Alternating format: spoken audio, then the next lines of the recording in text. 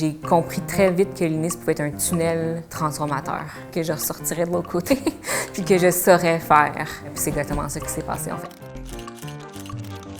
Une des portes pour accéder au milieu professionnel, c'était de faire l'INIS. C'était vraiment quelque chose d'intense, mais tellement enrichissant et constructif. À chaque jour, à chaque cours, tu crées, tu es amené à pitcher des nouvelles idées, à te pitcher toi-même, à te réinventer. Il faut s'inscrire à ce programme-là si on a envie de voir les choses autrement, d'apprendre à raconter et à faire vivre, surtout des histoires. Après l'INIS, je me sentais capable d'écrire n'importe quoi, d'avoir vaincu un peu le syndrome de l'imposteur que j'avais un peu avant, ce qui m'a permis après de pouvoir me concentrer sur vraiment l'originalité et puis la création en tant que telle. L'impact de mon film de l'INIS sur ma carrière est non négligeable, ça c'est sûr. Il a tourné dans des festivals que je pensais pas aussi jeune dans ma carrière pouvoir accéder. On va au bout des choses, puis on y va avec des professionnels qui, eux, ont déjà travaillé dans le milieu, donc ça permet aussi de savoir ce qui se fait réellement. Donc déjà, c'est tout un réseau qui se présente et se déploie autour des étudiants, sans compter évidemment la cohorte elle-même. C'est des petites cohortes, tissées serrées dans le partage.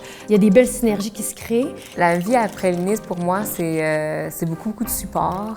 Je sens vraiment que j'ai une équipe derrière moi, toujours prête à vouloir me voir aller plus loin puis me pousser à aller plus loin. L'INIS, c'est aussi une grande famille entre les diplômés de la cohorte avec qui on est, mais aussi avec les profs, les mentors, même avec les autres années, on finit par se mélanger, les autres programmes. C'est vraiment game changer de faire l'INIS. C'est cliché de dire que c'est la famille INIS, là, mais c'est vraiment ça qu'on ressent en fait de l'autre bout du tunnel, de l'autre côté du tunnel.